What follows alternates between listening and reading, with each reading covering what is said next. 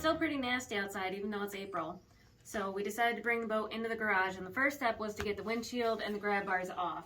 Now, whoever installed this previously just used whatever they had in their back pocket. Phillips, flatheads, acorn nuts, it was a mess. But now that the windshield and bars are off, it's into the garage, so we can start ripping it apart. We've decided on this cooler seat instead of the post seat, so you can sit here, spin to the side, or you can take a nice leisurely sit in the back. The next step in this project is to get this table door out of the way, because we're going to have to do a lot of work in the back, and that's just a pain in the butt right now. So we're going to take it off and get it out of here. And as you can see, this is what I mean by it's still nasty outside. Nice snow on Easter morning.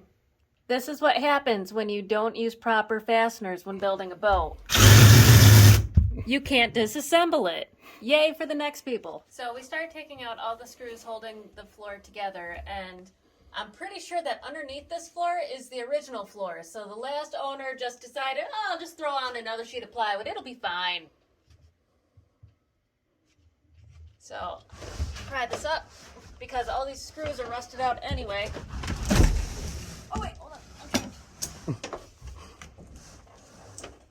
Okay. Not enough space?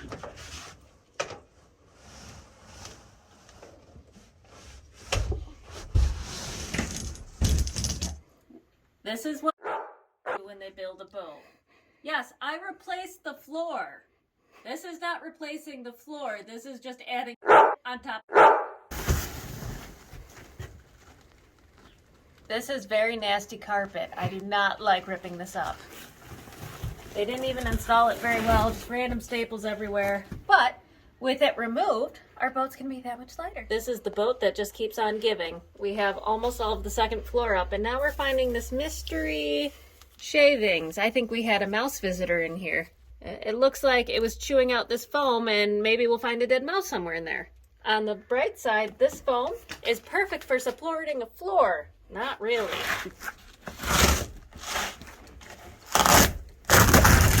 And this is obviously the wet side of the boat. The floor is just, yeah, perfectly safe.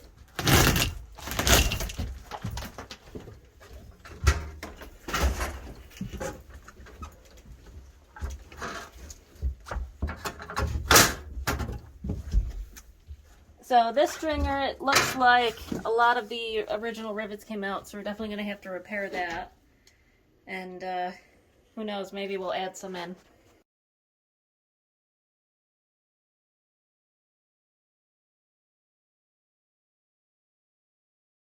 So the steering was kind of stuck, so we just kind of started gutting and cutting and ripping everything out.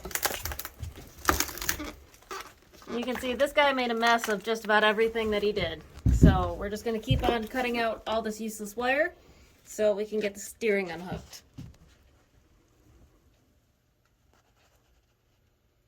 We have definitely made demolition derby out of this boat, and we're going to keep on going, and when we rebuild it, it's going to be rebuilt right, so the next owners never have to deal with this again.